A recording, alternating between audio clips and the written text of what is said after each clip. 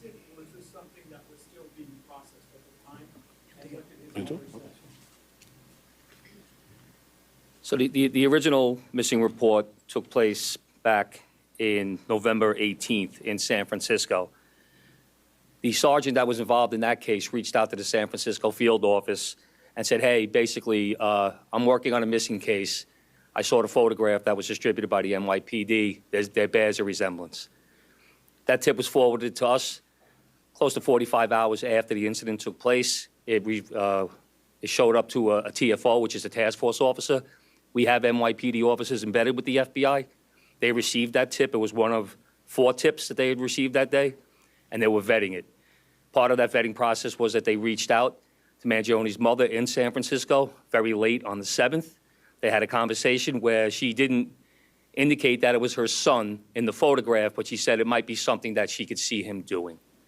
So that information was going to be passed along to the detectives the next morning, but fortunately we apprehended him before we could act on that.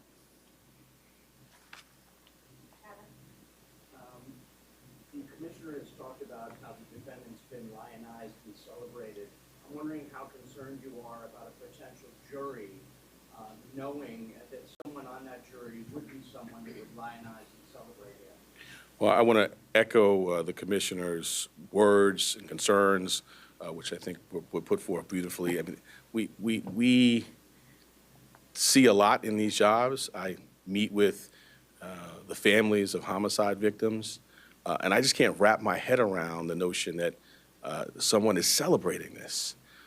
To your specific question, you know, we're at the beginning of a litigation now with our charge.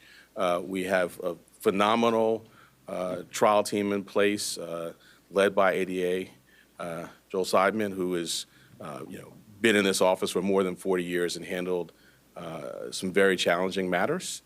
We have a voir dire process in place. I have faith in our jury system to select 12 people who can be fair and impartial, but we'll move forward, and that's something well down the road, but we'll be ready when that time comes. Two questions, if possible. One will be about Mr. Thompson's matter. But the first, I want just maybe to explain more to viewers how you come to the conclusion that this is an act of terrorism. I think it's an important part of this. And so I'm hoping maybe you can explain that a little more, just sort of define maybe the statute here a little bit. Sure, and my point, I mean, the statute talks about attempts to influence or coerce a civilian population. The statute talks about intending to influence a policy of government, and it talks about seeking to put forth things sort of similar to that by murder.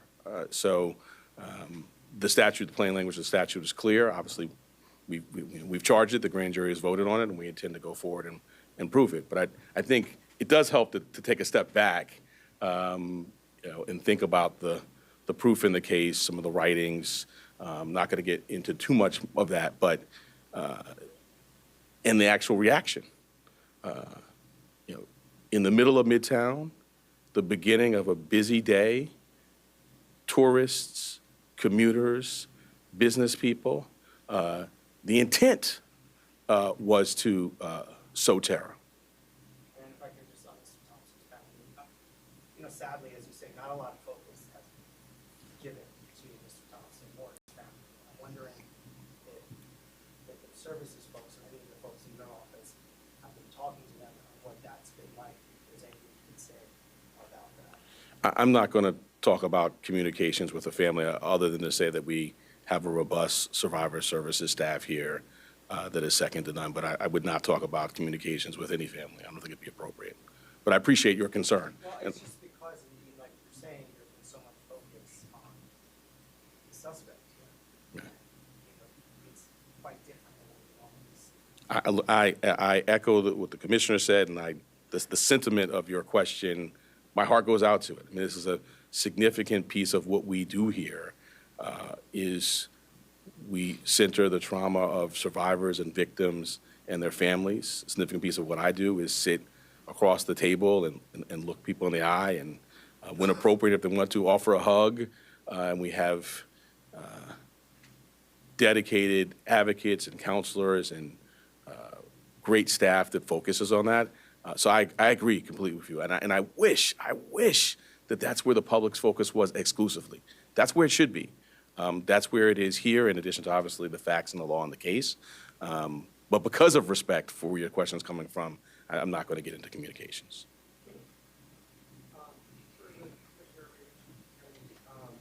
Given the celebration of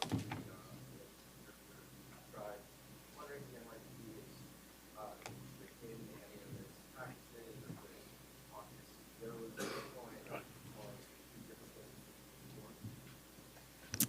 Yes, absolutely. And we've seen a real increase, sustained increase since December 4th in concern, not just from CEOs, but from corporations broadly. And so going back to the DA's point, the intent to intimidate or coerce a civilian population, which is, of course, at the root of our state terrorism statute, is very much borne out in this reaction.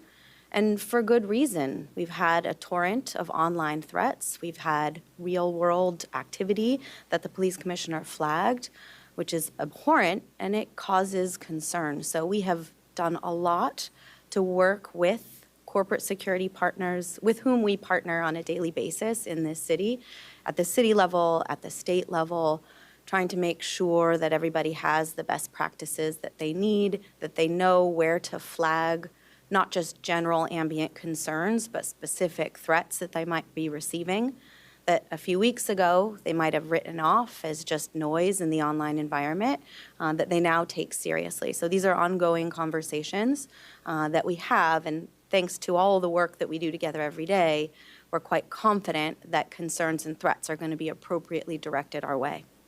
We're going to take two more. Yep. Dear Brad, could you describe just how rare it is for your office to charge with first-degree murder? There has been some talk about how that is reserved to very specific cases in Manhattan. And also, if you could speak to the statements made on the record by the suspect that informed this timeline in particular, if he's made any specific incriminating statements that happened in the time. So I'll address the first piece. The first-degree murder statute has a number of subsections. They're sort of clearly delineated, and they are reserved for, the most abhorrent conduct, killing a police officer, serial killing, and the terrorism is one subsection of that. And so I would say, fortunately, that's not happening a lot. Taking a step back, I can't think of another office that is more equipped to handle a terrorism charge. We have a great terrorism unit. We were at the forefront of getting the statute passed. Within the last 2 years, we've tried two very significant terrorism cases, one involving an English-speaking operative based in Jamaica, and another involving someone who was here and funding overseas terrorism by cryptocurrency. So we have the expertise, and as I mentioned, the expertise on this team, and so we're prepared to go forward. And about the statements? Yeah, I'm not going to go beyond what's in the filing. All right, last question, Laura. Are you able to say now at what sort of stages the fact that we see the maximum sentence So as a matter of practice, I don't talk about sentencing outside of court as a first matter, and certainly not at the initial stages of a matter. But I think you can tell the seriousness with which we take this matter by the way in which it's charged. The murder in the second degree actually has a mandatory life without parole sentence, no discretion for the judge at all. So that's the maximum there. But I'm not going to go beyond that. We will first get the defendant to New York.